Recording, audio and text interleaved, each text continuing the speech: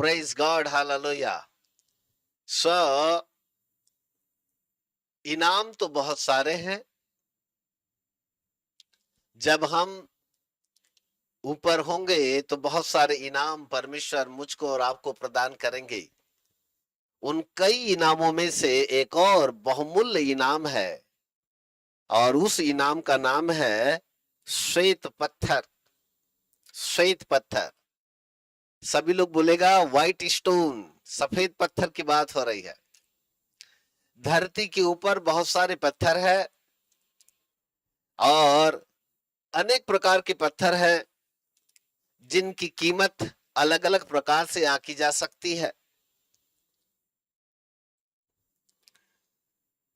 परंतु स्वर्ग में परमेश्वर की ओर से जो पत्थर मिलेगा, बाइबल कहती वह सफेद पत्थर होगा। सफेद पत्थर। आज मैं सफेद पत्थर के बारे में आपको बता पाऊं, एकदम नई चीज, नई बात। और मेरा विश्वास है कि आज की शाम यदि आप इसको सुनेंगे तो जरूर परमेश्वर आपके हृदय के अंदर एक अद्भुत बातों को प्रकट करेंगे, जिससे कि आप जान सके कि वास्तव में ये सफेद पत्थर क्या है।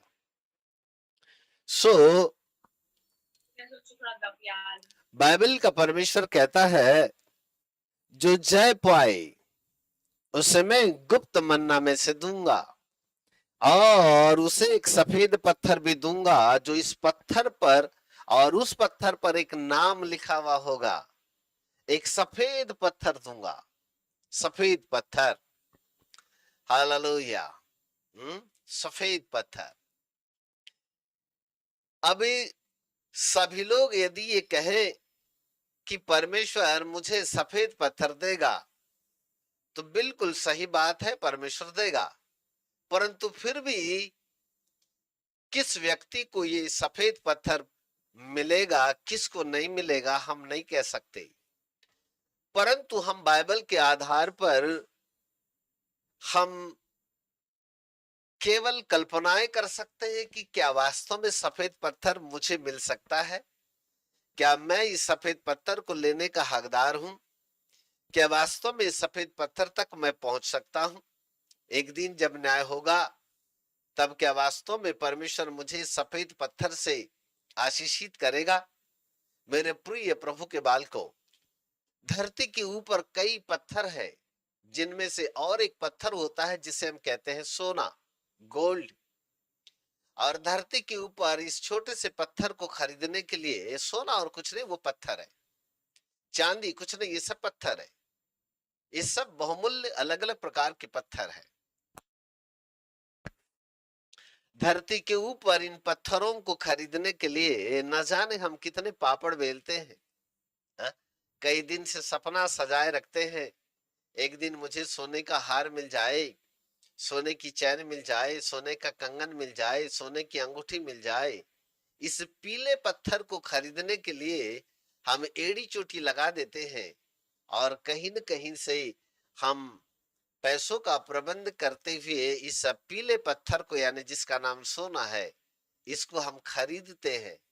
और जब खरीद करके मनुष्य जब इसको पहनता है ना, तो बड़ा खुश हो जाता, वाह। फिर 10 लोगों को दिखाएगा, देखो मैंने सोने के ना कंगन खरीदे, मैंने सोने के बाले खरीदे, मैंने सोने की हार खरीद लिया, वगैरह वगैरह।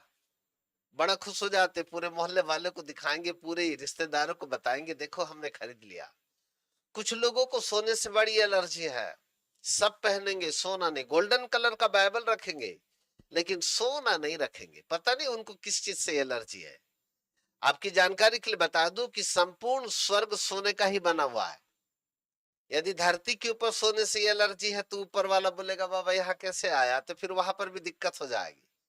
इसलिए किसी भी जो भी पत्थर जो धरती के अंदर बना हुआ है, वह हमारे मनुष्य के उपयोग के लिए किया गया है, ना कि हमारे जीवन के अंदर उसका दुरुपयोग करने के लिए। किसी भी बहुमूल्य पत्थरों से हमें घृणा करने की या नफरत करने की जरूरत नहीं है, परंतु उन पत्थरों को समझने की जरूरत है कि परमेश्वर ने आखिरकार इन पत्थरों को धरती के अंदर क्यों बनाया, और यदि बनाया तो कोई न कोई उसका उपयोग तो होगा। जब संपूर्ण स्वर्ग ही इतना सोने का निर्माण है, बहुमूल्य पत्थरों का निर्माण है, उन पत्थरों में से, कई बहुमूल्य पत्थरों में से यदि हमारा परमेश्वर एक एक सफेद पत्थर यदि देगा, तो कल्पना कीजिएगा कि वो सफेद पत्थर कितना कीमती होगा। कितना कीमती होगा, उसकी कल्पना कीजिए अभी आप। जब धरती के इस पत्थर को पाने के लिए हम इतनी दौड़ भाग करते हैं, इतनी मेहनत करते हैं, पैसों का प्रबंध करते हैं, यहां से वहां से दो पैसा जमा करने की कोशिश करते हैं ताकि हम धरती की इस पीले पत्थर को प्राप्त कर सके। हीरा है, मोती है, सोना है, चांदी है, और भी बहुत सारे पत्थर धरती के ऊपर भी पाए जाते हैं। ऐसे पत्थरों को पाने के लिए हम दौड़ भाग करते हैं और कई प्रकार का प्रयत्न करते हुए हम इन पत्थरों को पाने की कोशिश करते हैं, और करना भी चाहिए। हालेलुया। तो कल्पना कीजिए कि ये जो पत्थर है, जिसका नाम सफेद पत्थर है, ये कितना कीमती होगा। और इतना ही नहीं होगा, बाइबल कहती है कि उस पत्थर के ऊपर परमेश्वर एक गुप्त नाम लिखेगा, और वो नाम उस व्यक्ति को ही पता रहेगा जिस व्यक्ति को पत्थर दिया जाएगा, और परमेश्वर दोनों को ही पता रहेगा कि उस पत्थर के ऊपर कौन सा नाम लिखा गया है। वाह! इसका मतलब है कि ये पत्थर हमारे लिए बहुत ही कीमती है। जब मैं इस पत्थर के बारे में पढ़ा तो मेरे अंदर लालसा पैदा हो गई कि प्रभु एक न एक दिन मुझे भी ये पत्थर तो चाहिए। जब मैं ऊपर आऊं तो हे प्रभु, क्या आप मुझे ये पत्थर देंगे, और ये पत्थर किस व्यक्ति को मिलेगा। तब पवित्र आत्मा इस पत्थर के विषय में बहुत सारी विस्तार के साथ कई बातें मुझ तक पहुंचाया, और उन बातों को मैं आप तक पहुंचा रहा हूं। बड़े ध्यान से सुनने की कोशिश कीजिएगा। पत्थर का संबंध 3 प्रकार से है। लिखने वाले लिखते जाएं और बड़े ध्यान से सुने। पत्थर का संबंध 3 प्रकार से है। नंबर 1, स्टोन एंड हेवन, पत्थर और स्वर्ग। Number 2, stone and old testament, पत्थर और पुराना नियम। Number 3, stone and new testament, पत्थर और नया नियम। पत्थर का संबंध 3 क्षेत्रों से है। नंबर 1, इस पत्थर का संबंध जुड़ा हुआ है स्वर्ग से। नंबर 2, इस पत्थर का संबंध जुड़ा हुआ है पुराने नियम से। और नंबर 3, इस पत्थर का संबंध जुड़ा हुआ है नए नियम से। स्वर्ग, पुराना नियम और नया नियम, तीनों का संबंध इस पत्थर के साथ जुड़ा हुआ है। और इसका मतलब है कि परमेश्वर यदि सफेद पत्थर हमको देने की बात कर रहा है, इसका मतलब है कि यह पत्थर कुछ ज्यादा ही बहुमूल्य है, और इसलिए हमें इसको पाने की लालसा होनी चाहिए। पर सवाल उठता है, आखिरकार ये पत्थर किसको मिलेगा और किसको नहीं मिलेगा, हम नहीं जान सकते। आखिरकार ये पत्थर परमेश्वर ने किसके लिए रखा और किसके लिए नहीं रखा। परंतु बिब्लिकली, बाइबल के आधार पर हम इसे जानने की यदि कोशिश करें तो आज की शाम आप समझ जाएंगे कि इस पत्थर मुझको मिलेगा या नहीं मिलेगा। Hallelujah, praise God. समझ रहे बात? Yes, praise God. Okay, now so number 1, पत्थर और स्वर्ग। पहला पॉइंट पे आ जाइएगा। नंबर 1, पत्थर और स्वर्ग, स्टोन एंड हेवन।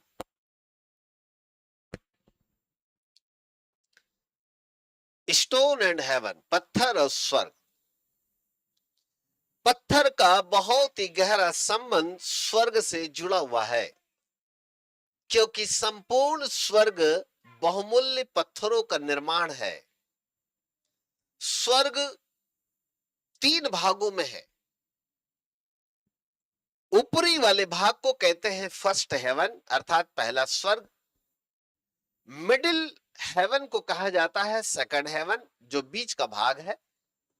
और सबसे जो नीचे का भाग है उसको कहा जाता है थर्ड हेवन, यानी तीसरा स्वर्ग। आकाश अलग है, आकाश भी 3 है। 3 आकाश के ऊपर फिर पैराडाइज है, और पैराडाइज के ऊपर 3 स्वर्ग है। ध्यान से सुनिएगा, आधा स व और ग पर एक रेफ लगा दिया तो स्वर्ग बन गया, ऐसा स्वर्ग नहीं है। लिखने वाली भाषा में जो हेवन और स्वर्ग कहते हैं, स्वर्ग इतना ही नहीं है। स्वर्ग परमेश्वर की बहुमूल्य रचना है। और आपकी जानकारी के लिए बता दूं, स्वर्ग ऐसे घूमता है। अब ये क्यों घूमता है, ये बहुत बड़ा रहस्य है। इसको बताऊंगा तो 2 घंटा यहां लग जाएगा। केवल स्वर्ग के बारे में यदि आप अध्ययन करेंगे तो 3 साल लगेगा, खत्म नहीं होगा, इतना रहस्य है स्वर्ग के बारे में। फिलहाल हम 3 स्वर्ग की चर्चा कर लें। पहला स्वर्ग परमेश्वर का ड्वेलिंग प्लेस है, रहने का स्थान है, निवास स्थान है। और वहां पर मानो परमेश्वर वहां पर निवास करता है। पहले स्वर्ग में करूब भी है, साराब भी है, बहुमूल्य है। ये परमेश्वर का ड्वेलिंग प्लेस है, खुदा का निवास स्थान है।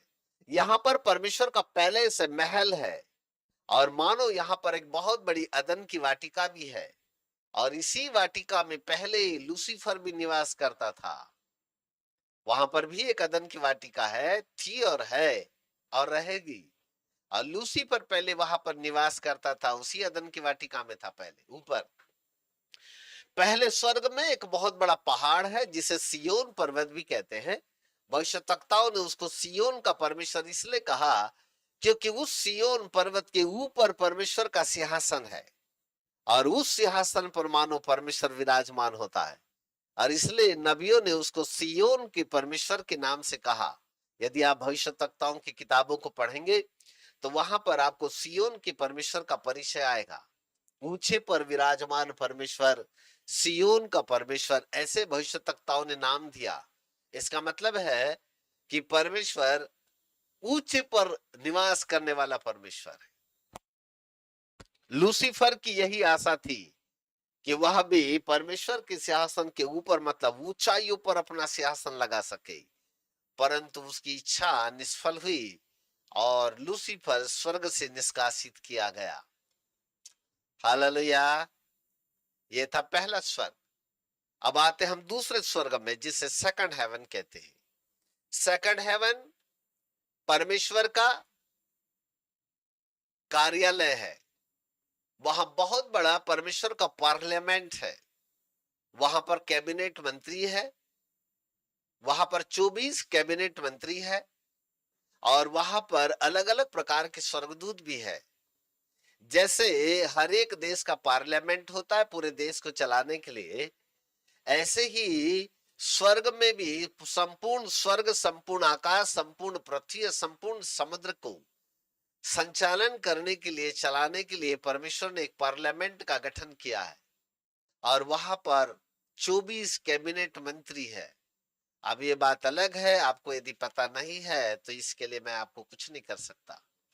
केवल पार्लियामेंट के विषय में यदि हम चर्चा करेंगे तो 1 साल लगेगा, कम से कम 1 साल लगेगा। पार्लियामेंट आप सीख पाओगे कि है कैसा खुदा का पार्लियामेंट। जी हाँ, वहां खुदा का कार्यालय है, बहुत बड़ा ऑफिस है। और वहां पर बहुत सारे स्वर्गदूत उस कार्यालय में काम करते हैं। मानो संपूर्ण आकाश, पृथ्वी और समुद्र को चलाने के लिए परमेश्वर ने कई कैबिनेट मंत्रियों का गठन करके रखा हुआ है। और मानो परमेश्वर उस कैबिनेट का प्रधानमंत्री है स्वयं। हालेलुया। हाँ, वो संपूर्ण स्वर्ग का संचालन करता है। बहुत सारी बातें हैं, अभी उधर नहीं जाएंगे, नहीं तो हमारा सफेद पत्थर रह जाएगा, है ना। मैं आपको हल्का सा इंट्रोडक्शन दूं और फिर आगे निकलूंगा।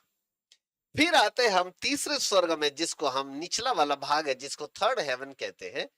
स्वर्ग 3 भागों में है, या हम ये भी कह सकते हैं कि स्वर्ग 3 है। फर्स्ट हेवन परमेश्वर का ड्वेलिंग प्लेस, रहने का निवास स्थान। सेकंड हेवन परमेश्वर का पार्लियामेंट। थर्ड हेवन परमेश्वर का मंदिर है वहां पर। और वहां पर मानो लाखों लाख स्वर्गदूत है, 2 पंख वाले, 4 पंख वाले। और ये सारे स्वर्गदूत केवल और केवल वहां परमेश्वर की आराधना करते हैं। थर्ड हेवन परमेश्वर की आराधना करने के लिए बनाया गया है। और वहां पर मानो केवल परमेश्वर अपने सिंहासन पर विराजमान होता है। और सारे स्वर्गदूत मिलकर केवल और केवल खुदा की वहां पर इबादत करते हैं, आराधना करते हैं। 24 घंटे अपने हाथों को ऊपर उठा के स्वर्गदूत कहते रहते हैं हालेलुया, हालेलुया, उसकी स्तुति करते रहते हैं। यही परमेश्वर के 3 स्वर्ग का रहस्य है। अब सवाल उठता है कि इस तीनों स्वर्ग का संबंध पत्थर के साथ क्यों जुड़ा हुआ है? तो मेरे साथ चलिएगा प्रकाशित वाक्य की किताब 21 अध्याय और उसका 19 पद को यदि हम पढ़े तो हम थोड़ा आगे की ओर पढ़ पाएंगे इसको। यस, 18 से पढ़ लीजिएगा, 18 से। जी। उसकी शहरपनाह यशब की बनी थी हाँ, और नगर ऐसे शुद्ध सोने का था, और नगर ऐसे शुद्ध सोने का था, जो हाँ जी, स्वच्छ कांच के समान हो। और इतना प्योर सोना था, ऐसा लगता है कि संपूर्ण स्वर्ग, संपूर्ण जो नगर है वो शुद्ध सोने का बना हुआ है। इतना चमकता है, ऐसा लगता है जैसे कांच के समान हो। ऐसा है। आगे चलते हैं।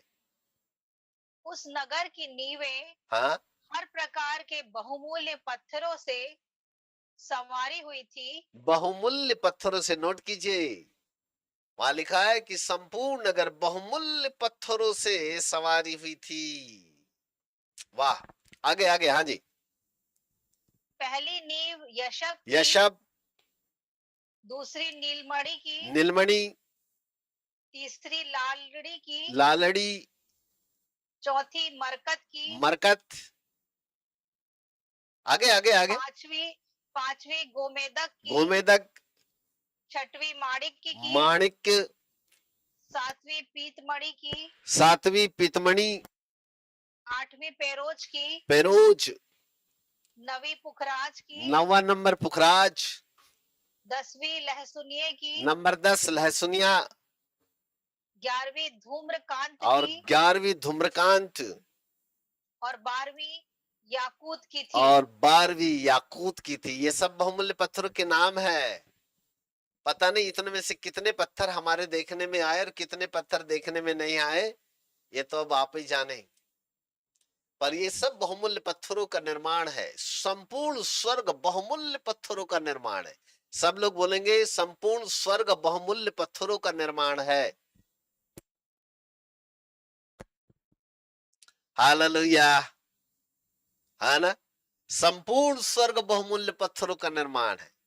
बाइबल कहती है उसकी शहरपनाह यशब की है, और नगर संपूर्ण स्वर्ग शुद्ध सोने का बना हुआ है। ऐसा प्योर सोना है, ऐसा लगता है जैसे बिल्कुल कांच के समान पारदर्शी है। इतना लचीला, इतना शुद्ध सोना वहां पर पाया जाता है ना?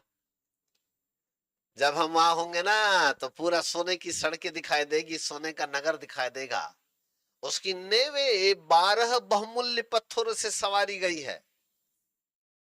ने उसका फाउंडेशन 12, जिसके नाम पढ़ चुके हमने, 12 पत्थरों के नाम, उसको बाद में नोट कर लेना यदि नोट नहीं किए होंगे तो।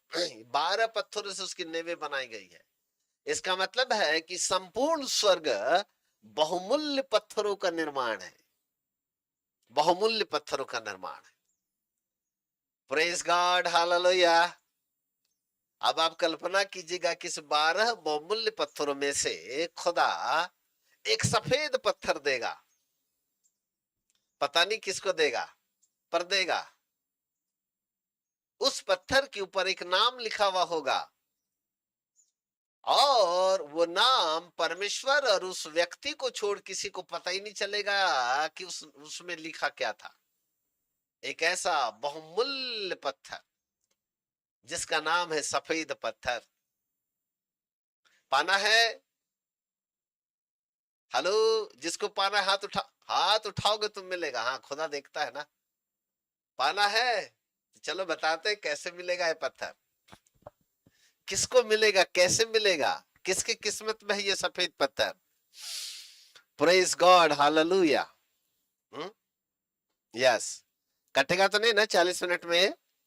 हाँ, चलने दीजिए इसको, आराम से बैठ के सुनिए। हमेशा खाने की जल्दबाजी में मत रहिएगा। खाना तो मिलेगा, आराम से खाइए, लेकिन ये आज का जो संदेश दे रहा हूं ये दोबारा नहीं मिलेगा आपको। ठीक है? Okay, now praise God. So सफेद पत्थर परमेश्वर की ओर से एक बहुमूल्य पत्थर है, और जो परमेश्वर उन लोगों को प्रदान करेगा, बाइबल कहती है जो जय पाएगा, जो जय पाएगा परमेश्वर उनको ये सफेद पत्थर प्रदान करेगा। और जैसा कि मैंने कहा स्वर्ग 3 है। एक पद पढ़ेंगे, व्यवस्था विवरण 10:14, the book of Deuteronomy chapter 10 verse 14, व्यवस्था विवरण 10:14। सुन, स्वर्ग और सबसे ऊंचा स्वर्ग भी। रुको, स्वर्ग और सबसे ऊंचा स्वर्ग भी, स्वर्ग यानी एक वचन, फिर वह लिखा ऊंचा स्वर्ग, इंग्लिश में लिखा हेवंस, हेवंस यानी टू, बहुवचन, heaven and heavens. Heaven means one, heavens means two, 1 + 2 = 3, 3 heaven. प्रकाशित वाक्य 12:12, वहां पर भी लिखा हे स्वर्गो। इब्रानियों 4:14, वहां पर भी लिखा हे स्वर्गों, नॉट स्वर्ग, स्वर्गों। इसका मतलब है स्वर्ग एक नहीं है, स्वर्ग 3 है और वो एक दूसरे के साथ जुड़ा हुआ है। फर्स्ट हेवन, पहला स्वर्ग परमेश्वर का निवास स्थान, दूसरा स्वर्ग परमेश्वर का कार्यालय, परमेश्वर का पार्लियामेंट है वहां, और तीसरे स्वर्ग में है परमेश्वर का मंदिर, जहां पर जहां पर परमेश्वर की आराधना होती है। 3 स्वर्ग लगातार जुड़े हुए हैं, है ना। बहुत सारे वचन है, पर आपको वचन ही वचन दूंगा तो मेरा टीचिंग रह जाएगा ना, इसलिए आपको थोड़ा शॉर्ट में लेके चलता हूं, आगे ध्यान से सुनेगा। आगे बढ़ते हैं। Praise God, hallelujah. So number 1 हमने देखा कि पत्थर का संबंध स्वर्ग के साथ जुड़ा हुआ है। उसका कारण यह है कि संपूर्ण स्वर्ग बहुमूल्य पत्थरों का निर्माण है। संपूर्ण स्वर्ग का निर्माण ही बहुमूल्य पत्थरों से हुआ है। हालेलुया। नाउ नंबर 2, पत्थर और पुराना नियम। पत्थर का संबंध पुराने नियम के साथ जुड़ा हुआ है। अब पुराने नियम में आ जाइए। पत्थर, परमेश्वर की पहली सृष्टि आदम और हवा अदन की वाटिका में थे और परमेश्वर ने उनको अदन की वाटिका में इसलिए रखा ताकि वे अदन की वाटिका में रहे, वहां के बहुमूल्य स्वादिष्ट सदाबहार फलों को खाएं और अदन की वाटिका की रक्षा भी करें। परमेश्वर अदन की वाटिका में आदम और हवा को रखता और स्वयं प्रतिदिन संध्या काल के समय आदम और हवा से मिलने आया करता था। बाइबल कहती है कि शैतान सांप का रूप धारण करके अदन की वाटिका के अंदर प्रवेश कर गया और अदन की वाटिका में प्रवेश करने के द्वारा उसने आदम की अनुपस्थिति में हवा को बहकाया और उसने कहा कि क्या वाटिका के इस फल को, जिसका नाम भले और बुरे की ज्ञान का फल है, उसे खा सकते हैं।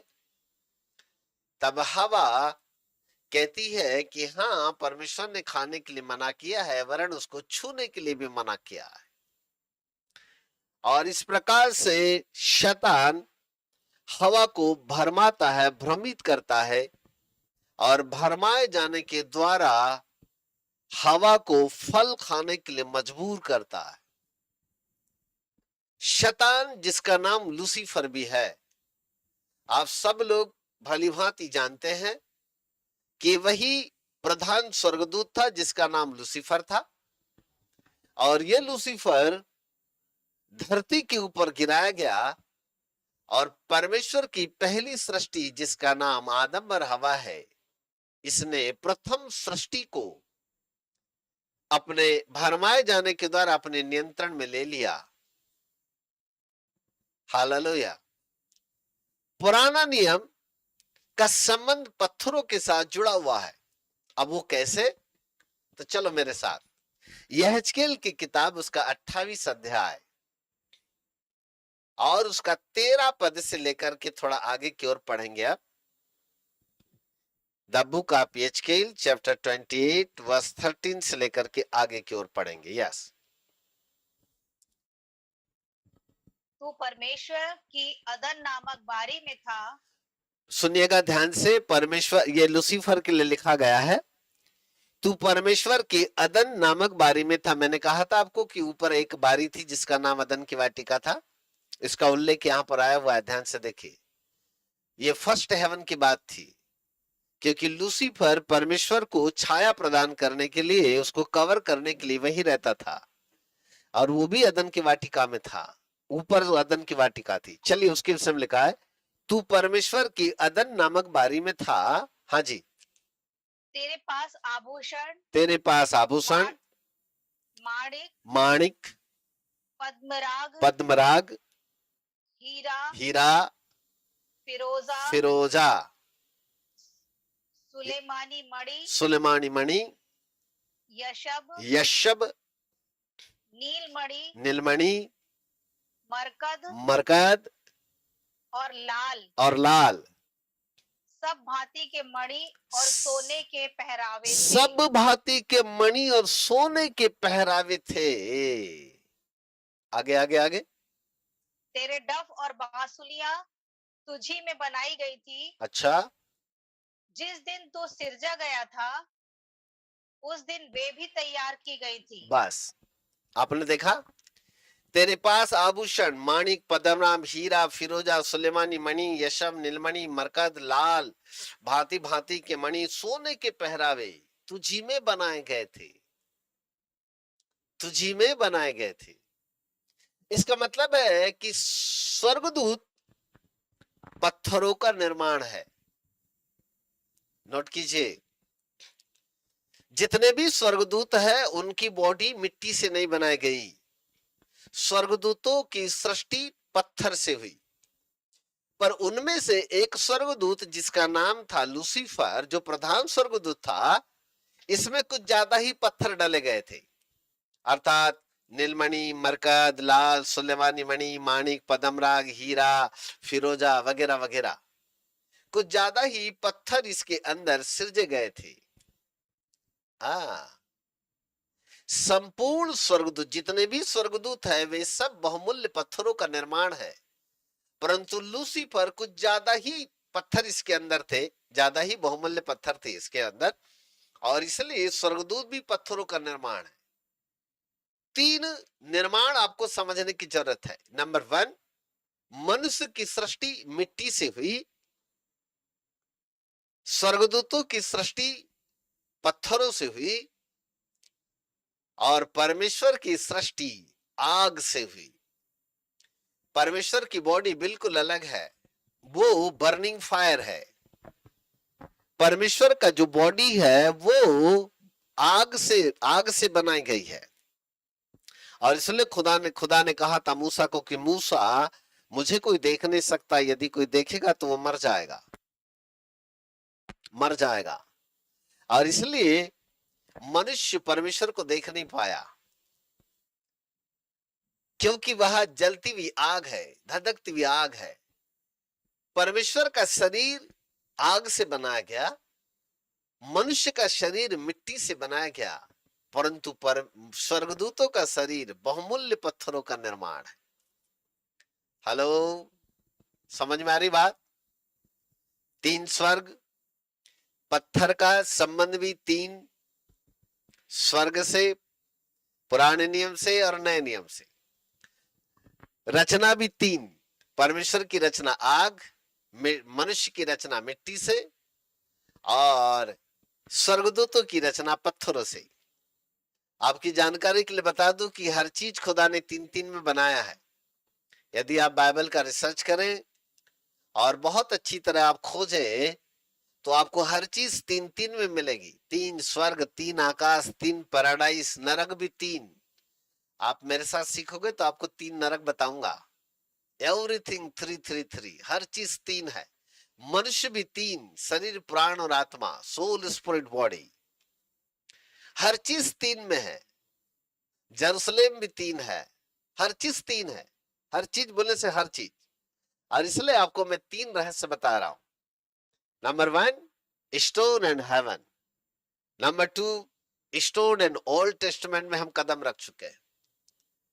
ये शैतान जो स्वयं बहुमूल्य पत्थरों की रचना था, बनाया हुआ है, यदन के वाटिका में प्रवेश हुआ और इसने हवा को बहकाया, और जैसे ही हवा शैतान के बहकावे में आई, हवा का दिल पत्थर दिल हो गया, अर्थात वह रूठ गई, हठीलापन आ गया, आदम के साथ हट करने लगी। ना ना ना ना ना ना, मुझे वो फल खाना ही है बोले। मुझे ऐसा लगता है वहां पर वार्तालाप हुई होगी, इतने जल्दी आदम तो मान नहीं गया होगा कि हवा ने बोली चलो जी वो फल खा लेते, और हवा ने बोला हाँ हाँ ले आओ चलो खा लेते, ऐसा तो नहीं हुआ होगा। परंतु मुझे लगता है यहाँ पर कई बार वार्तालाप जरूर हुई होगी, आदम ने बहुत समझाया होगा कि हवा, परमेश्वर ने हमको खाने के लिए मना किया है, जिद मत करो, जिद मत करो, ये फल खाने के लिए बिल्कुल नहीं है। वाटिका के सब फल हम खा सकते हैं, लेकिन भले और बुरे की ज्ञान का फल नहीं खाया जाए, क्योंकि यदि हम खाएंगे तो हम निश्चित मर जाएंगे। इसलिए हवा, ये फल बिल्कुल हमारे लिए नहीं है, इसको भूल जाओ। कई बार उसने समझाया होगा, लेकिन हवा जिद कर बैठी, हठीलापन आ गया उसके अंदर, जिद कर बैठी, ना ना ना ना ना ना, ये फल नहीं खिलाओगे ना तो हम आपके साथ बातें नहीं करेंगे, हम आपके साथ बिल्कुल रहेंगे ही नहीं, बातें नहीं करेंगे। रूठ गई हवा, उसके हठीले दिल के कारण आदम मजबूर हो गया, और उस फल को खाने की इजाजत आदम ने दी और खुद भी खाया। हठीलापन, लिसन मी केयरफुली। जैसे ही पत्थर का बना हुआ शैतान लूसीफर अदन के वाटिका में आया, उसने सबसे पहले परमेश्वर की सृष्टि को अपने समान हठीला बना दिया, कठोर बना दिया। पत्थर यानी कठोर, हार्डनेस, हार्डनेस कठोरता, हठीलापन कठोरता, हट करना, रूठ जाना, कठोरता को दर्शाता। शैतान कठोरता को हवा के अंदर में डाल दिया, और जैसे आदम और हवा ने फल खाए, वो शैतान का स्वभाव, जो कठोरता का स्वभाव है, जो पत्थर दिल है, वो आदम और हवा के अंदर में आ गया। और आदम और हवा के द्वारा जितने भी संतानें पैदा हुई ना, उनका हृदय कठोर हो गया, उनका दिल कठोर हो गया। उनको कितना ही बोला जाए तो नहीं माने। यही कारण था इजरायलियों के लिए व्यवस्था तो लाई। 40 दिन खुदा ने सीने पर्वत के ऊपर बैठकर मूसा को व्यवस्था दिया कि इजरायलियों को ये कानून सिखाया करना। इजरायली लोग कानून को जरूर सीखे थे, परंतु व्यवस्था के सुन लिए जाने के बावजूद भी इजरायली लोग इतने कठोर हो गए थे, इतने कठोर हो गए थे कि वे खुदा की आज्ञा का उल्लंघन करते ही रहे, करते ही रहे, करते ही रहे, करते ही रहे। यही कारण था खुदा ने बियाबान जंगल में इंस्टॉलमेंट करके, धीरे धीरे करके 22 लाख लोगों को धीरे धीरे 40 साल के अंदर मार डाला। कठोरता, कठोरता। हेलो, मैं नए नियम के लोगों से पूछूंगा अभी एक सवाल, आता हूं मैं अभी सब्जेक्ट के ऊपर।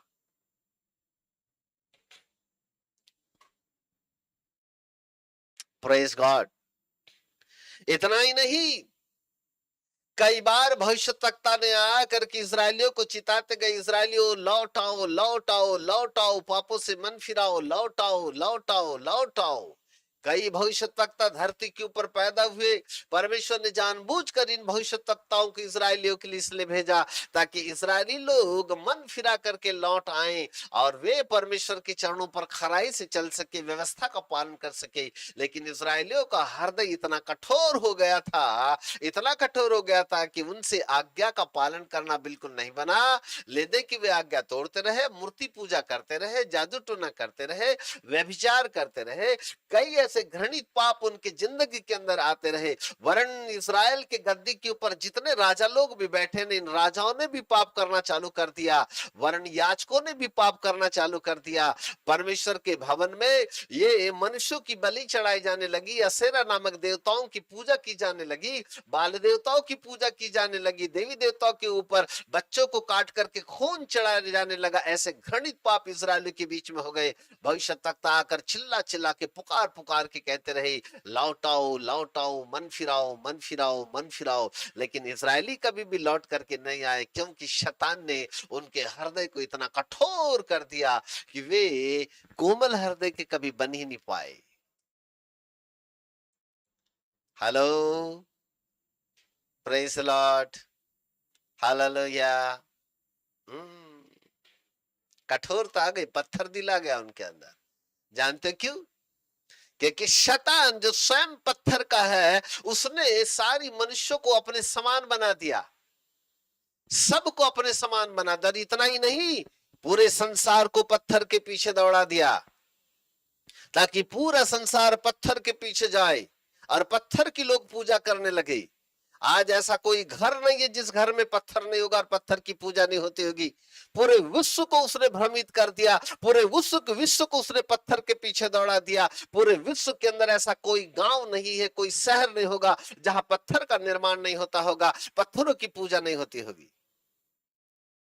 शैतान जो स्वयं पत्थर का है, उसने पूरे विश्व को पत्थर के पीछे दौड़ने के लिए मजबूर कर दिया। अंधे लोग हो गए, अंधे, काला चश्मा पहन करके डबल अंधे बन गए। समझ ही नहीं आया कि हम पत्थर के पीछे अपना माथा क्यों पटक रहे हैं। इन पत्थरों के ऊपर अगरबत्ती लगाएंगे, मोमबत्ती लगाएंगे, संदर को नारियल चढ़ाएंगे तो हमको क्या मिलेगा, लोगों को कभी समझ में नहीं आया।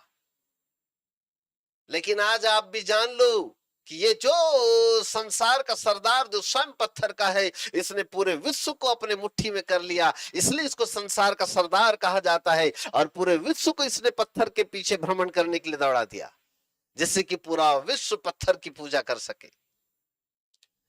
आज हर मोहल्ले में देखो ना, आपके मोहल्ले में यदि कोई पत्थर ना होगा तो बोलो, पत्थर की पूजा ना होती होगी तो बोलिए। अभी आ रहा है सीजन, फिर धीरे धीरे धीरे धीरे सितंबर, अक्टूबर, नवंबर तक पत्थर ही पत्थर चलते रहेंगे। 8 दिन, 10 दिन, 12 दिन, फिर पानी में ले जाके धुड़ुम से डाल देंगे उसको, खत्म कहानी। करोड़ों नहीं, अरबों रुपया खर्च करते लोग इस पत्थर के पीछे, अरबों अरबों। इस मुंबई के अंदर अरबों रुपया खर्च होता है केवल इस पत्थरों के पीछे, अरबों।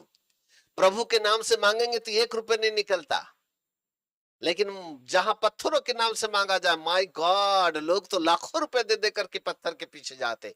वो पत्थर जिसने अपने आप को नहीं बचा पाया वरन दूसरों को मार डाला, वही पत्थर के पीछे लाखों रुपया खर्च करने के लोगों के पास पैसा है, नहीं है तो केवल परमेश्वर के राज्य में देने के लिए 10 रुपए का नोट भी नहीं निकलता। हम प्रभु के पास आने के बाद लोग कंजूस हो जाते, जानते क्यों? क्योंकि शैतान लोगों को पत्थर दिल बना देता। वो नहीं चाहता कि आप दशवांश दे पाओ, वो नहीं चाहता कि आपका धन परमेश्वर के राज्य में आए, क्योंकि उसको मालूम है यदि विश्वासी लोगों का धन परमेश्वर के राज्य में आएगा तो खुदा का राज्य बढ़ जाएगा, उसको मालूम है। इसलिए जब तक लोग मूर्ति पूजा कर रहे थे तब तक उनका पैसा पत्थरों के पीछे जा रहा था, लेकिन जिस दिन लोगों ने मूर्ति पूजा छोड़कर प्रभु के पास आए ना, उनका धन कुंडली मार के अब शैतान बैठ गया है और डॉक्टरों के पास और गलत दुनिया में चला जाता है, लेकिन प्रभु के पास नहीं आने देता। वाह रे शैतान। नए नियम में आकर हम यीशु मसीह की भक्ति करने लगे, जय जय यीशु प्रभु की, हालेलुया, मुक्ति दिलाए यीशु नाम जिंदाबाद, एक से एक गाने गाते, लेकिन दिल नहीं बदला साहब, कठोरता अभी भी है। नहीं देंगे पादी साहब, कितना भी चिल्लाओ, कितना भी चीखो। हम तो ये कान से सुन के कान से फेंकने वालों में से है, अंदर नहीं जाएगा हमारे। मत जाए, आशा मत रखना सफेद पत्थर की। सफेद पत्थर तो उसको मिलेगा जिसका हृदय पत्थर से आजाद हो जाए, जिसका दिल अभी भी पत्थर दिल है। यीशु मसीह को मानो, नहीं यीशु मसीह के दादा को भी मानो, दिल ही पत्थर का दिल है तो सफेद पत्थर की आने की पाने की आशा मत रखिएगा। अभी भी कठोरता, यीशु मसीह को ग्रहण कर ली 10 बार, 50 बार तो पापों की गलती की क्षमा मांगने लगे, प्रभु गलती होगी क्षमा कर दे, गलती होगी क्षमा कर दे, पाप हो गया फिर क्षमा कर दे, पाप हो गया क्षमा कर दे। पत्थर दिल कहीं के। जब इतना बड़ा मुक्तिदाता जीवन के अंदर आ गया तब दिल पत्थर कैसा? फिर भी यदि कठोरता है, यदि हम आज भी यीशु की आज्ञा का पालन नहीं करते, मुझे कहने दो, वो पत्थर दिल वाला शैतान कहीं ना कहीं आपके दिल के ऊपर अभी भी राज्य करता है, अभी भी राज्य करता है। नाम भले यीशु का जप लो, उससे क्या फर्क पड़ता है? नहीं जी, हम तो रोज यीशु मसीह के अच्छे अच्छे गाने गाते रहे, गाओ ना रे बाबा, अच्छे गाने गाओ, नहीं और सुरीले गाने गाओ, उससे फर्क नहीं पड़ता। फर्क पड़ता है हमारे दिल से, ये बदला क्या? यदि ये नहीं बदला तो कोई फायदा नहीं। अब फिर रोज दुआ करते, प्रभु ये दे दे, वो दे दे, ये दे दे, वो दे दे, प्रभु गुप्त मन्ना भी देना, सफेद पत्थर भी देना, जितने इनाम रखे ना सब अपने को मिल जाए, बड़े बड़े मुकुट भी मिल जाए, आनंद का मुकुट, न मुरझाने वाला मुकुट, विजय का मुकुट, क्या देखना, सारी दुआ करते, प्रभु मुझे भी ये सब जीवन का मुकुट दे देना। हाँ ना, प्रभु कहता दूंगा ना बेटा, दिल बदला क्या? पुराने नियम में तो कम से कम नबियों को भेज करके चिताता रहा वो, जागो जागो जागो, इजरायली लौटा, इजरायली लौटा, इजरायली लौटा। इजरायलियों के तो कान बंद पड़े थे, कभी नहीं सुना उन्होंने। हठीले बन गए, हठीले बन गए, उनको समझ में ही नहीं आया कि हमें परमेश्वर के पास लौट के आना चाहिए। आज भी नए नियम के लोगों की आंखें बंद है। शैतान ने आज भी हठीलापन, कठोरता ला करके पत्थर दिल बना करके रखा हुआ, जहां पर लोगों को पता ही नहीं। शैतान ने आज भी कलीसिया को अपने नियंत्रण में करके रखा हुआ है। यीशु नाम भजो, नहीं और कोई नाम क्यों ना भज लो। फिर मेरे प्रिय प्रभु के बाल को, पत्थर दिल से आजादी के लिए दुआ करूंगा आज मैं आपकी। धन संपत्ति तो खूब पाए होंगे, पर वो धन जिसको पाकर के शैतान कुंडली मार के बैठा है ना, चमड़ी जाए पर दमड़ी न जाए, जरा वो खुदा के राज्य में निकल के आए। जिस दिन आपका धन खुदा के राज्य में आने लगेगा ना, उस दिन वो कठोरता खत्म होना चालू होगी, धीरे धीरे सॉफ्टपन आएगा। बोलो यीशु प्रभु की जय, हालेलुया। एक पद पढ़ते हैं जल्दी से। द बुक ऑफ जकरिया, जकरिया की किताब, चैप्टर 7 वर्स 11-12।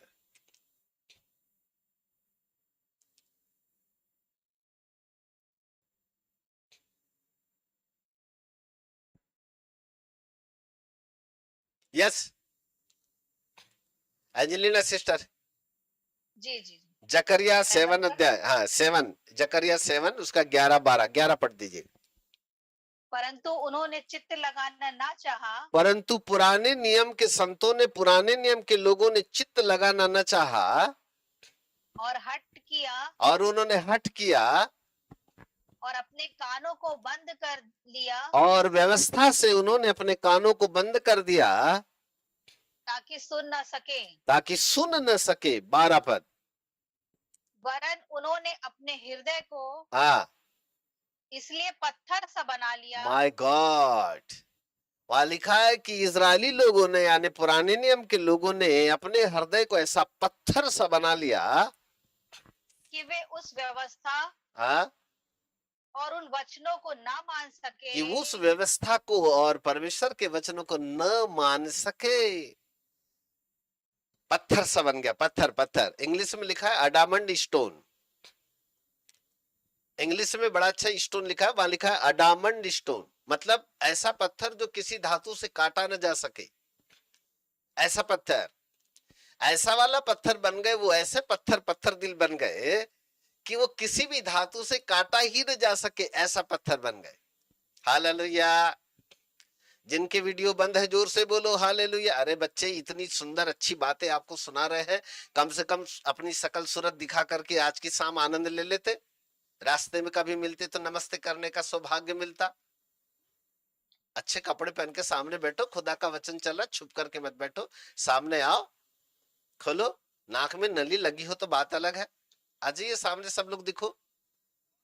सबके सब वीडियो बंद करके बैठ गए। मैं भी किस पत्थर को सुना रहा हूं परमेश्वर का वचन, ऐसा लग रहा है। जो जीवित है उनके वीडियो खुले हुए हैं, जिनके वीडियो बंद है वो पत्थर दिल है। सो पत्थर जीवित बनो। फिर मत कहना सफेद पत्थर का संदेश दिया तो था, लेकिन एक कान से सुन के एक कान से खदेड़ा अलग हो गया। भाई जो सामने नहीं दिखा वो पत्थर, जो सामने दिखा वो जिंदा। इतना अच्छा प्रभु ने सुंदर बनाया आपको, छुप करके बैठते हो, सामने आओ। Praise God, hallelujah. एक बार जोरदार ताली, प्रेज गॉड। बाइबल कहती है, जकरिया भविष्यद्वक्ता कह रहे हैं कि इन इजरायली लोगों ने अपने कानों को बंद कर दिया ताकि व्यवस्था उनके अंदर में न जाए। वो व्यवस्था को सुनने से अपने कानों को उन्होंने बंद कर लिया। परमेश्वर की व्यवस्था पर उन्होंने चित्त नहीं लगाया, वरन उनका हृदय ऐसा पत्थर का सा हो गया, अडामंड स्टोन का सा हो गया। मतलब ऐसा ऐसा पत्थर जो किसी भी धातु से काटा न जा सके, ऐसा हठीला पत्थर का सा हो गया कि उसको कभी बदला ही न जा सके, ऐसा हो गया। माय गॉड, ये था पत्थर और पुराना नियम। अब मैं आता हूं नए नियम में। तैयार है सब लोग? नए नियम का पत्थर। Praise God, hallelujah. नए नियम के पत्थर पे आता हूं अब।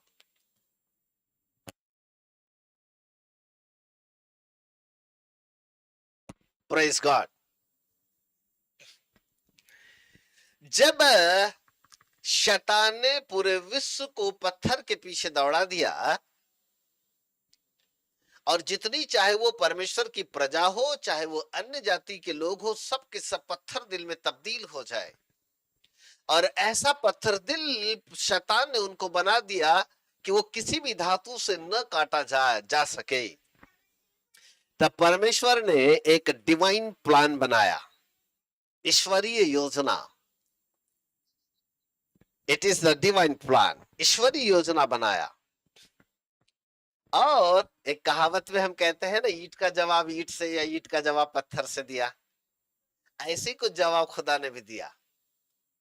अर्थात इस पत्थर को नष्ट करने के लिए परमेश्वर ने एक डिवाइन प्लान बनाया, और वो डिवाइन प्लान जकरिया की किताब के 3 अध्याय में पाया जाता है। The book of Zechariah chapter 3 verse 9। It is the divine plan. पढ़िएगा सब लोग अपनी बाइबल निकाल लीजिए। जकरिया 3:9 देखिए, ये परमेश्वर का ईश्वरीय योजना है। चलिए आगे पढ़ते। यस। उस पत्थर को देख जिसे मैंने यहोशू के आगे रखा है। जिस पत्थर को मैंने यहोशू के आगे रखा हुआ है, उस पत्थर को देख। उस पत्थर को देख जो मैंने यहोशू के आगे रखा हुआ है। यस। हाँ। उस एक ही पत्थर के ऊपर 7 आंखें बनी हैं। और उस एक ही पत्थर के ऊपर 7 आंखें लगी हुई है।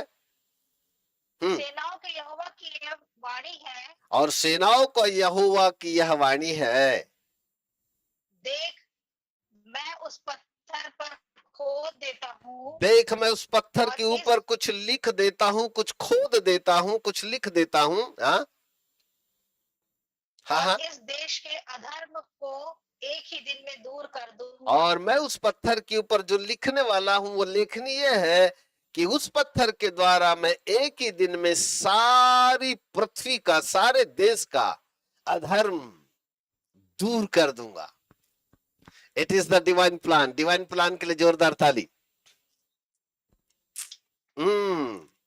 अभी पत्थर को परमेश्वर कैसे, पत्थर के द्वारा कैसा एक योजना बनाया खुदा ने।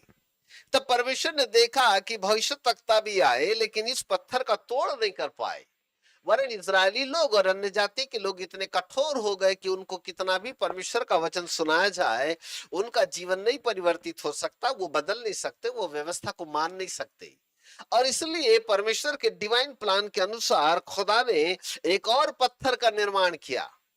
तब वो कहता है कि देख, मैं एक ऐसे पत्थर को धरती के ऊपर भेजूंगा जो मैंने यहोशू के आगे रखा है। उस पत्थर के ऊपर 7 आंखें लगेगी। 7 आंखें का मतलब है सिद्धता, अर्थात वो सिद्ध होगा, उसकी चारों तरफ आंखें ही आंखें होगी, मतलब वह सर्वव्यापी होगा। वह सर्वव्यापी होगा, जहां पर रहे वह चारों तरफ उसकी सर्वव्यापी, मतलब उसकी उपस्थिति चारों तरफ होगी। जहां लोग उसको पुकारेंगे वहीं पर वो पत्थर खड़ा हो जाएगा, और वो चारों तरफ देखेगा। यदि कोई व्यक्ति काली घनघोर आधी रात में भी यदि कोई गलत काम करे, तो वो अपनी आंखों से उनको देख पाएगा। ऐसा पत्थर का निर्माण परमेश्वर नए नियम में कर रहा है। हालेलुया। कैसा वाला पत्थर है ये? नंबर 1, 7 यानी सिद्ध पत्थर। जो सिद्ध पत्थर होगा, और ये ऐसा सिद्ध पत्थर होगा कि इसको कोई हरा नहीं पाएगा। वरन ये सर्वव्यापी पत्थर होगा, इसकी चारों तरफ आंखें आगे होगी, चारों तरफ इसकी उपस्थिति होगी। विश्व के किसी भी कोने में यदि इस पत्थर को कोई पुकारे तो वहीं पर ये पत्थर की उपस्थिति दिखाई देगी। खुदा ने एक ऐसा डिवाइन प्लान बनाया और उस पत्थर के ऊपर परमेश्वर ने अपनी योजना को लिखा, और वो योजना ये थी कि यही वो पत्थर होगा जो धरती के ऊपर आएगा, और यही वो पत्थर होगा जो पूरे धरती के देश के लोगों का अधर्म दूर कर देगा। हालेलुया। और इस पत्थर का नाम है यीशु मसीह। यीशु मसीह। बाइबल कहती है, यीशु ने कहा, जिस पत्थर को राजमिस्त्रियों ने निकम्मा ठहराया वही परमेश्वर ने उसको कोने का सिरा बना दिया। यीशु ने कहा, जो इस पत्थर पर गिरेगा वह चूर चूर हो जाएगा। एक बहुमूल्य पत्थर जिसकी 7 आंखें हैं, जो सिद्ध है परमेश्वर के डिवाइन प्लान के अनुसार, धरती के ऊपर 2022 साल पहले जेरूशलेम में आया, और वो एक ऐसा सिद्ध पत्थर और 7 आंखों वाला पत्थर बनकर जेरूशलेम के अंदर खुदा ने एक ऐसे जीवित पत्थर को धरती के ऊपर पैदा किया ताकि पत्थर का जवाब पत्थर से दे सके। शैतान ने तमाम धरती के लोगों को जो अपने समान यानी पत्थर का दिल यानी कठोर पत्थर का सा बना दिया था, उसके बदले परमेश्वर ने एक सिद्ध पत्थर को, जीवित पत्थर को, कोमल पत्थर को धरती के ऊपर में भेजा, जिसका नाम यीशु मसीह रखा गया। वो सर्वव्यापी परमेश्वर, वो सिद्ध यानी सर्वज्ञानी परमेश्वर और वो सर्वशक्तिमान परमेश्वर के रूप में धरती के ऊपर एक अनमोल पत्थर के रूप में धरती के ऊपर आ गया। परंतु ये पत्थर दिखाई नहीं देता, ये पत्थर तो अलौकिक सर्वव्यापी पत्थर है, जहां पुकारो वहीं पर ये पत्थर खड़ा हो जाता है, क्योंकि इस पत्थर की 3 क्वालिटी है, सर्वव्यापी, सर्वज्ञानी और सर्वशक्तिमान परमेश्वर है। बोलो यीशु प्रभु की जय। यह है नए नियम का पत्थर, नए नियम का पत्थर। परमेश्वर ने नए नियम के अंदर एक ऐसे बहुमूल्य पत्थर को धरती के ऊपर भेजा जो सारे देश के अधर्म को एक ही दिन में समाप्त कर दे, सारे विश्व के पापों को एक दिन में समाप्त करने के लिए परमेश्वर ने क्रूस के ऊपर इस पत्थर का बलिदान करवा दिया, उसका बहुमूल्य खून बहा दिया, और उसी का बहुमूल्य खून जो है कठोर हृदय को सॉफ्ट हृदय कर देता है, कोमल बना देता है। हालेलुया। ये है साहब पत्थर। जरा पढ़ेंगे एक वचन है, पहला पत्रस 2 अध्याय पे जरा आइएगा और उसका 4 पद। First Peter chapter 2 verse 4। Yes yes yes sister. नहीं आ पा रहा, पढ़िए पढ़िए। हाँ वो वाला नहीं है, पढ़ रही हूँ। पहला पत्रस 2:4। हाँ पहला पत्रस उसके पास आकर जिसे मनुष्यों ने तो निकम्मा ठहराया, परंतु परमेश्वर के निकट चुना हुआ हाँ और बहुमूल्य हाँ जीवता पत्थर है। जीवता पत्थर है। यीशु मसीह की 3 क्वालिटी है। नंबर 1 यीशु मसीह चुना हुआ पत्थर है, नंबर 2 यीशु मसीह बहुमूल्य पत्थर है, नंबर 3 यीशु मसीह जीवित पत्थर है। बोलो यीशु प्रभु की जय। शैतान मरा हुआ पत्थर है, शैतान चुना हुआ पत्थर नहीं है, शैतान त्यागा हुआ पत्थर है। लिसन मी केयरफुली, शैतान त्यागा हुआ पत्थर है, छोड़ा हुआ पत्थर है, वो मरा हुआ पत्थर है। लेकिन यीशु की 3 क्वालिटी है। नंबर 1 वो परमेश्वर की ओर से चुना हुआ पत्थर है, जकरिया 3:9 के अनुसार। नंबर 2 यीशु मसीह बहुमूल्य पत्थर है। नंबर 3 यीशु मसीह जीवित पत्थर है, जीवित पत्थर है। बोलो यीशु प्रभु की जय। लिसन मी केयरफुली, सब लोग मेरी ओर देखिए। अब हालेलुया हो गया, लिख के मेरी ओर देखिए। जैसे ही हम यीशु को मुक्तिदाता या उद्धारकर्ता के रूप में ग्रहण करते हैं, बाइबल ऐसा कहती है, यीशु अंदर और शैतान बाहर। यीशु अंदर और शैतान बाहर, मतलब जीवित पत्थर अंदर और मरा हुआ पत्थर बाहर। मरा हुआ पत्थर बाहर। बहुत ध्यान से समझना है, यहां समझ गए तो सफेद पत्थर को समझ गए। मैं बिल्कुल आखिरी पर हूं, मैं समाप्त करने वाला हूं। जीवित पत्थर अंदर और मरा हुआ पत्थर बाहर। सब लोग बोले जीवित पत्थर अंदर, मरा हुआ पत्थर बाहर, शैतान बाहर। Yes, praise God. समझो। हाँ, अब सवाल ये उठता है, जब ये मरा हुआ पत्थर, कठोर पत्थर, ये त्यागा हुआ पत्थर बाहर हो ही गया, जीवित पत्थर, बहुमूल्य पत्थर, चुना हुआ पत्थर हमारे अंदर आ ही गया, तब भी नए नियम के लोग आज्ञाकारी क्यों नहीं है? इन्होंने भी व्यवस्था को सुनने से अपने कान क्यों फेर लिए? इन्होंने भी परमेश्वर के वचन से अपनी जिंदगी को कैसे हटा लिया?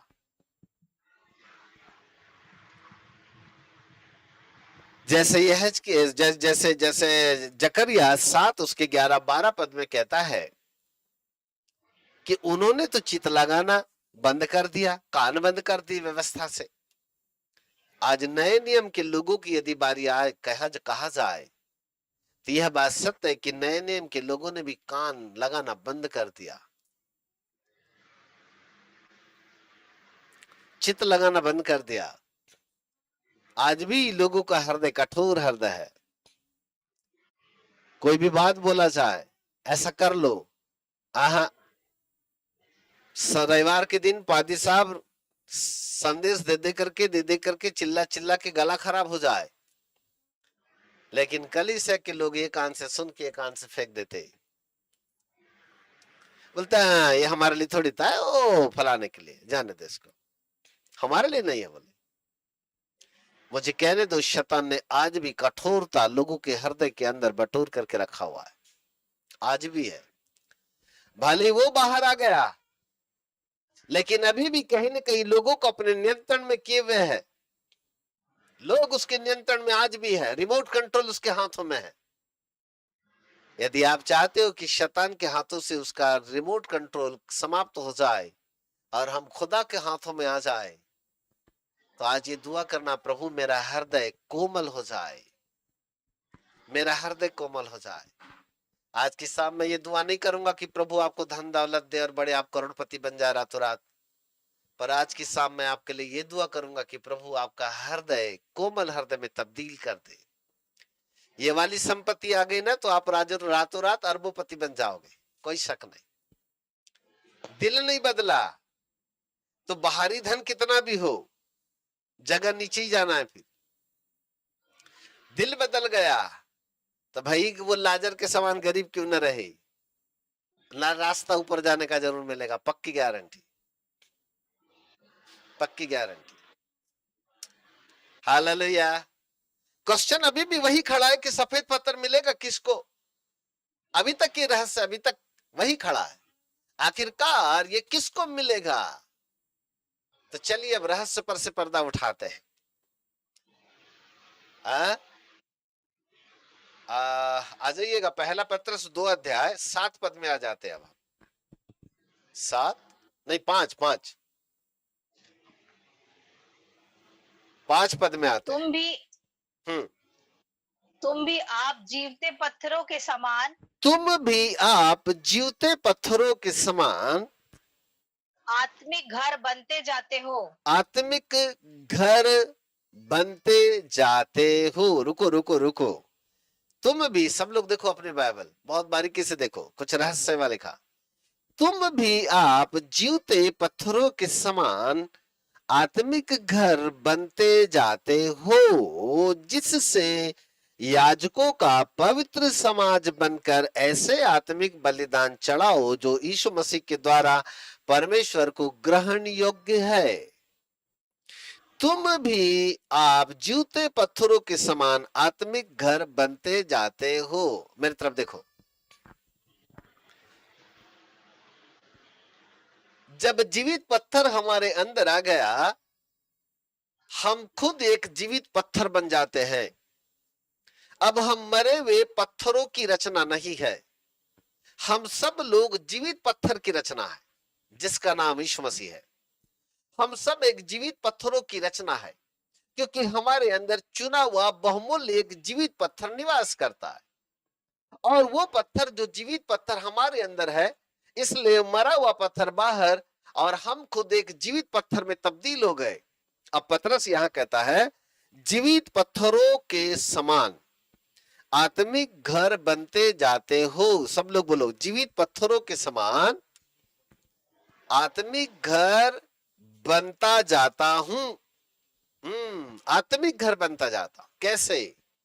इसका मतलब यह है कि जब हम अन्य जाति, जो मरे हुए पत्थर है, ऐसे लोग जिन्होंने यीशु मसीह को ग्रहण नहीं किया, वो मरे हुए पत्थर है। जो अभी भी प्रभु के पास नहीं आए, वो मरे हुए पत्थर है।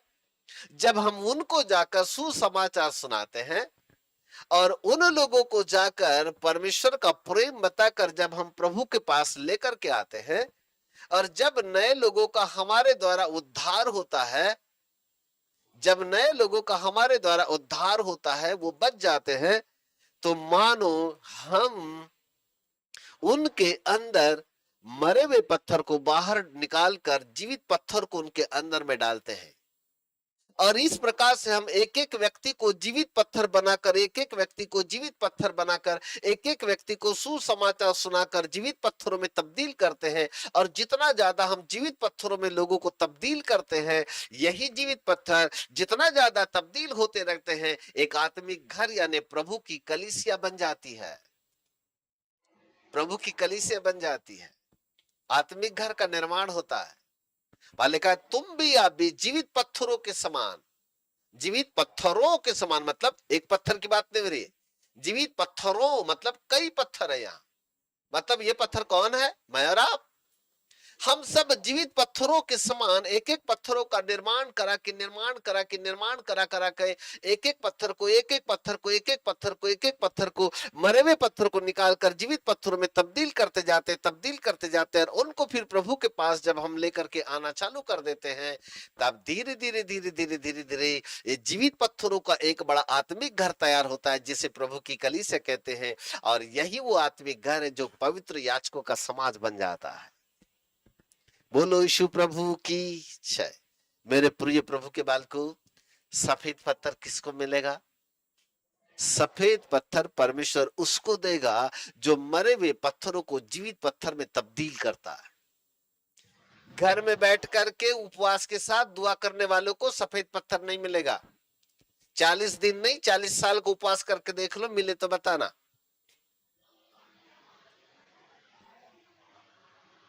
यीशु मसीह कहते, जाओ सुसमाचार सुनाओ और उन्हें चेले बनाओ।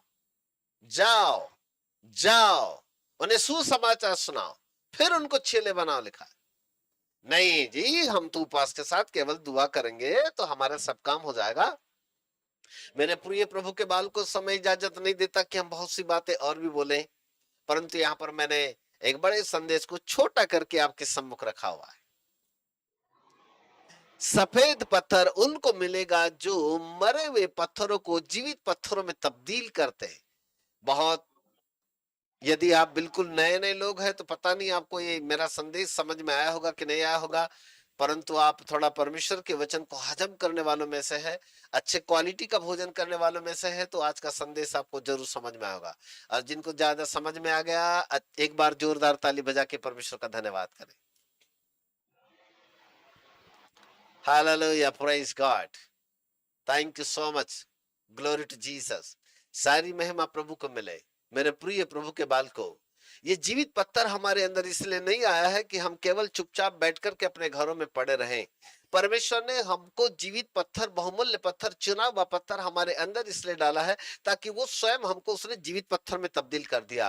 और अब हम जो जीवित पत्थर बनकर के तब्दील हो जाते हैं, हमारा फर्ज बनता है कि हम जाएं और उन मरे हुए पत्थरों को जीवित पत्थरों में तब्दील करें। और जितना ज्यादा हम मरे हुए पत्थरों को जीवित पत्थरों में तब्दील करते हैं और जितना ज्यादा मात्रा में हम जीवित पत्थरों को एकत्रित करते हैं, एक आत्मिक घर का निर्माण होता है। और जितना ज्यादा एक व्यक्ति आत्मिक घरों का निर्माण करेगा, जितना ज्यादा मरे हुए पत्थरों को ला करके जीवित पत्थरों में तब्दील करेगा, उसके लिए स्वर्ग में खुदा ने एक सफेद पत्थर का चुनाव करके रखा हुआ है। उस पत्थर के ऊपर एक ऐसा गुप्त नाम लिखा हुआ होगा जिसको परमेश्वर उस व्यक्ति को छोड़ किसी व्यक्ति को पता ही नहीं चलेगा कि उसमें कौन सा नाम लिखा हुआ है।